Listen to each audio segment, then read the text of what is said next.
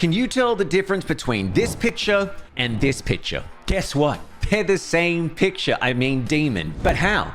It feels much like the evolution of man with the missing link. It's the same with the demons of doom.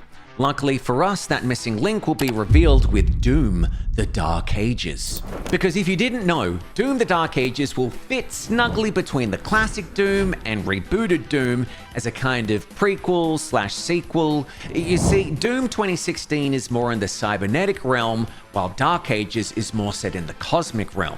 Confused? Don't be. I'm here to break down all the demonic lore before you rip and tear. I'll also have chapters and time codes down below so you can jump around to your favorite demon.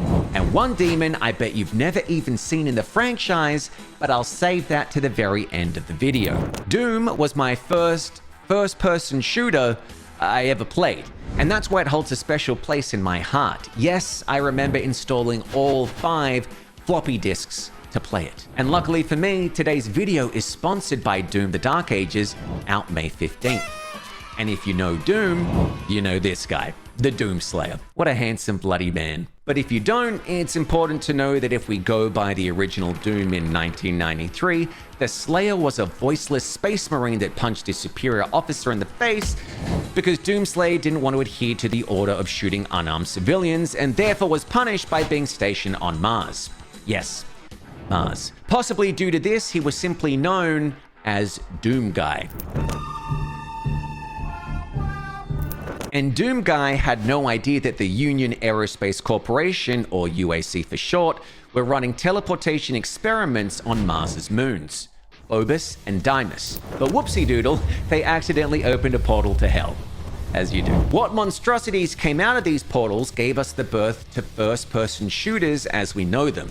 Doom Guy proceeded to enter these portals into hell itself and save the world from a demonic invasion. Fast forward to 2016 and the new Doom. The Slayer is still in hell, but helped by the Night Sentinels. And the demons fear him. They fear him so much because he survived the divinity machine, which turned him from Doom Guy into Doomslayer. And it seems that this is a problem in Doom: The Dark Ages. I can never rule as king, so long as you are the only one they fear. The reason for this is because the Slayer was created as a being equal to Davoth, the Dark Lord and creator of all things, including hell. I'm sure he has a great business card because of this. So Davoth and the Slayer are two halves of the same cosmic balance, one to create the spawn of hell and one to destroy the spawn of hell.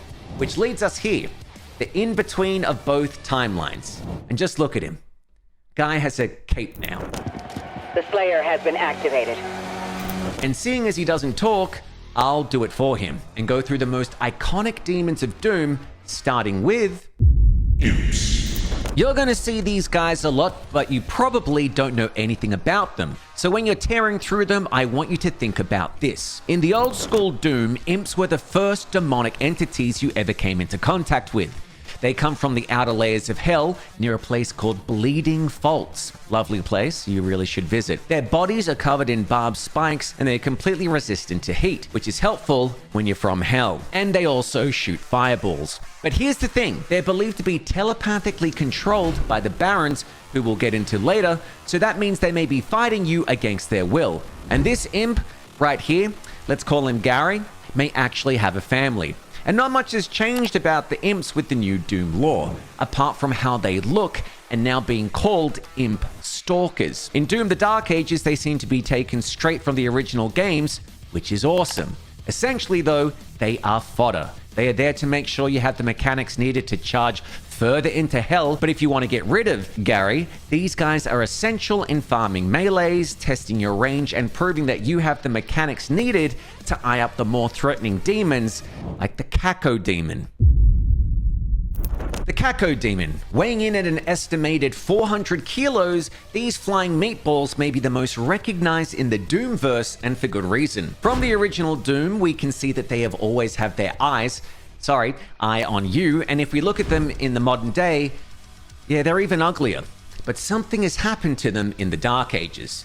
They are more Lovecraftian looking. Their design has changed due to possibly being from the cosmic realm. I mean, they have tendrils now. Tendrils. Why? They've also had reduction surgery on their eyes and enhancement surgery on their brains. We don't know much about why this is until we play Dark Ages.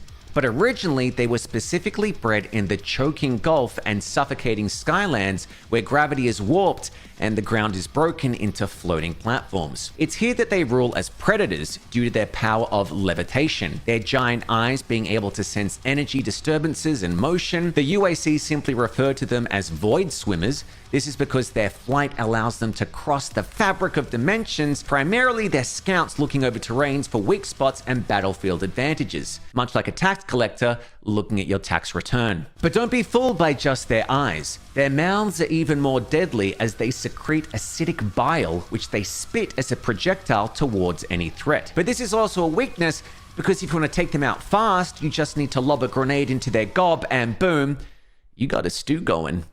Pinkie Demons. Look at that dog. Well, it's not a dog really. Although the old classic design of them may fool you, these guys are known as demons or pinkies. However, they may actually be Hellspawn's best friend. Originally bipedal, and in the latest iteration of Doom becoming quadrupedal. In Doom the Dark Ages, they're now rhinoceros-sized enemies, pure muscle with very little brain mass, which is why they now have a demon riding them like an Uber Eats driver. Anyway, these guys call the Molten Lowlands of the Black Expanse their home, a volcanic region where territory is fought over, front on, fierce and direct. They have natural armor through thickened skin on their front, but their backs and hind legs are soft and exposed, maybe for a massage.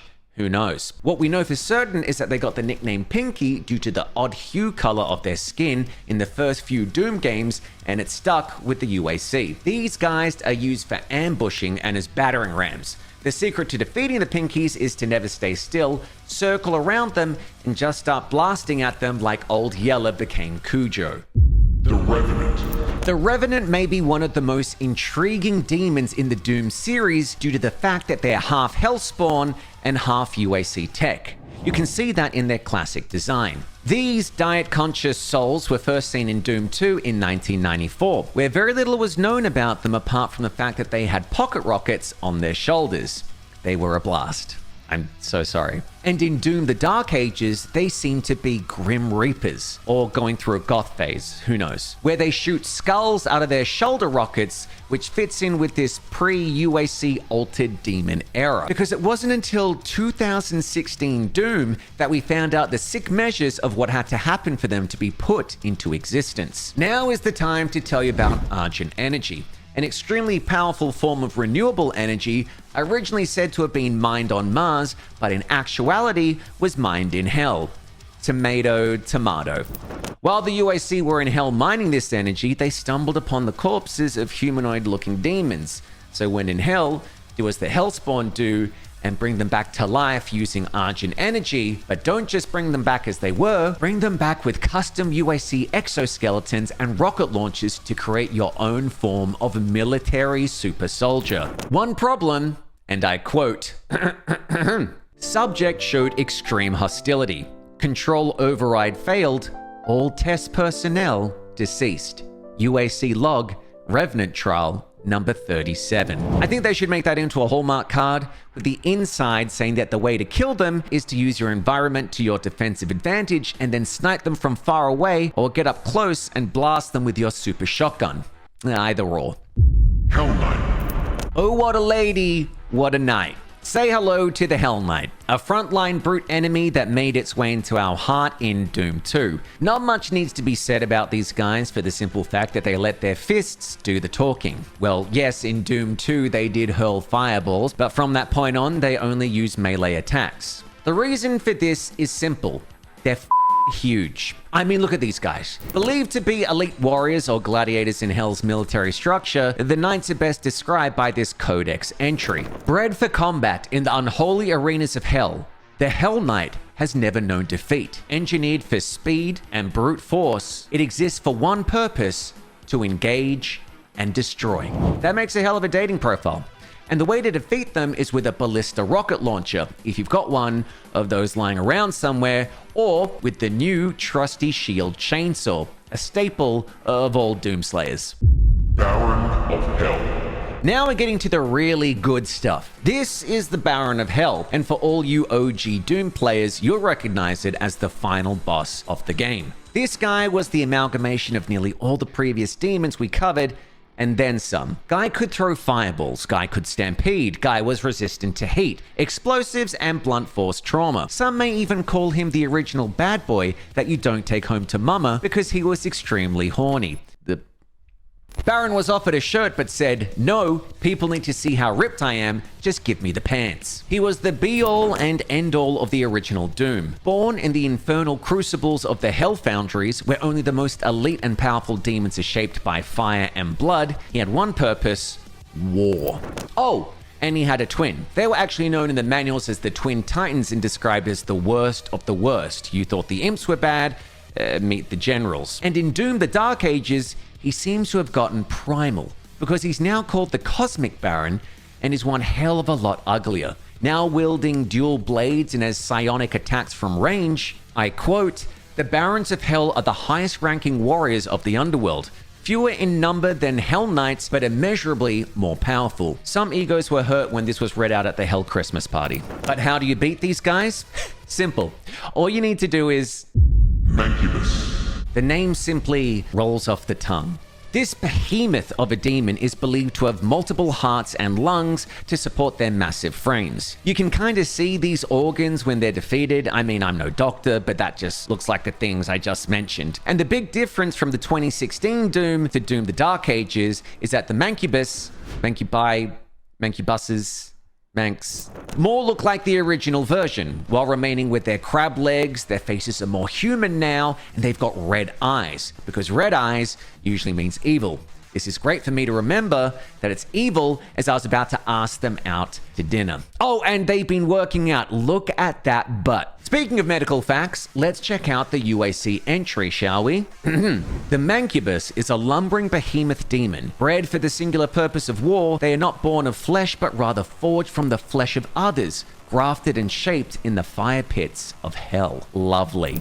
Even though they look quite different from the cybernetic versions of 2016 Doom, one thing still remains the same. Their arms are fused with cannons, and you should target them immediately, like right now. Stop listening to me and target them. ARACHNOTRON. Welcome to Australia Simulator 2025. Bethesda style. The Arachnotron may be the most unique looking demon in the whole Doom Codex. Originally debuting in Doom 2, they were known for their many legs, their big brain, and the ability to wield a plasma cannon. Basically the living embodiment of that weird spider baby in Toy Story. And in Doom the Dark Ages, they seem to have become even more spider-like, if that's possible, with some people even asking id for a spider-safe filter, because you know, spiders, demons, yeah. It's their twisted, exposed brain that's their most recognizable feature, symbolizing intelligence and malevolent cunning. The mechanical legs allow them to scuttle at high speeds across terrain that would hinder other demons, and the mounted plasma gun lets them harass Doom Guy at range relentlessly. And this is for a good reason. When UAC started farming Hell for demons that it could fuse with its technology to make super soldiers, well, Hell had the same idea but with UAC's technology fused into their own Hellspawn. As we can see in Doom Eternal, they are the start of the cybernetic army that is slowly replacing the more organic enemies of humanity, like in Dark Ages. Arachnotrons are not pure natural demons, they're manufactured monstrosities. CYBERDEMON. Iconic. This is the Cyberdemon, and some people see him as the first real boss of the original Doom. And just by looking at him, you can probably see why. Described in the Doom Bible as half demon, half machine, all death. Love that. This goat-leg fusion of Hellspawn and UAC technology gave way to what many consider the yin to the Doomslayer's yang. And in Doom the Dark Ages, he has wings. That's right. We got a mecha dragon, and the Cyberdemon got wings. Is this a fair trade? I'll let you decide. Oh, and he can shoot skulls while doing the river dance with his cybernetic legs. Did we get a chainsaw shield and a projectile mace? Yes, but I'm still scared of the guy. Recovered by the UAC from a battle in the Kadinga Sanctum, its corpse was cybernetically reanimated and enhanced using, you guessed it, Argent energy. This was not a demon who became mechanical, it was a corpse reanimated by human hubris and fitted with plasma railguns, tracking lasers, ground-shattering melee stomps, and if we give him a microphone, probably a comedic roast confined to late-night TV. And the worst thing about CYBERDEMON is that it was designed as a test subject, because in Doom Eternal, it's replaced with the Tyrant, a UAC mass-produced variant based on the CYBERDEMON's template. What was once a boss is now just another elite unit of Hell's army. Because ultimately, there's only room in Hell for a one-of-a-kind mega-boss, and its name is... Icon of Sin. You see this pixelated devil goat head? Would you believe me if I told you this Icon of Sin was an actual world eater, and due to it being so powerful, the original dev of the game put their face behind it in a bid to have the player kill the actual creator of Doom? No? That's fair enough. You probably are still thinking about the topless Baron of Hell, like I am. Well, this demon is the literal be-all and end-all due to just how much lore there is. And in Doom the Dark Ages, we found his cosmic realm brethren. It appears to be Cthulhu. I mean, we don't see much of him, just this shot and possibly this shot. But this seems to be the main unchained demonic entity that not even Lovecraft could have conceived of when writing about him. Let's start with its original debut, Doom 2. This head was the final boss of the game, and talked in an ancient tongue. When reversed with the power of audio editing, said, "To win the game, you must kill me, John Romero." John Romero, of course, being one of the original creators of the game, who actually put their severed head behind the boss as an Easter egg. The only way to finish the game and the boss was to fire into a small hole in the Icon of Sin's head, because if you didn't, it would keep spawning enemies until you ran out of ammo and health. While in Doom Eternal, the Icon of Sin finally appeared as a demonic entity that was the size of a titan. The Icon of Sin was once a holy creation, a servant to the makers, bound in their vaults, but when corrupted by Hell, it broke its chains and became the harbinger of Doom. And of course, because you're Doom guy, you have to vanquish this threat, because it could consume the very Earth itself. But here comes the twist. It's heavily implied that the Icon of Sin was previously a Night Sentinel transformed by Hell and corrupted by the Divinity Machine. And you know who else is heavily implied to be the leader of the Night Sentinels? You, the Slayer. Which leads us to the demon I pretty much guarantee you've never seen in the Doom series, but has been hiding in nearly every single game. Say hello to the most dope demon out there, the Dope Fish. This little guy has been hiding in all the Doom games since Doom 3. Don't believe me? Here he is in Doom 3 as a plushie in a locker. Here he is in Doom 2016 as the logo for your noodles and as a figurine on a conveyor belt. But even more disturbingly, here he is in Doom Eternal with an actual shrine for him, and this is nothing compared to Doom the Dark Ages, where we see him as an actual statue in the developer direct video, pretty much confirming he'll be in the game. But can you find him in the Dark Ages when it comes out? Now, I know there are even more demons, and if you want me to cover them, let me know below with a comment and tell me what your favorite demon is. But with Doom the Dark Ages coming out on May 15th, you can pre-order or order the game, depending on when you're watching this, right now and go lore hunting for yourself. Thanks again to id and Bethesda for sponsoring this video, and if you got this far, why not drop a subscribe and like so the demons don't get you.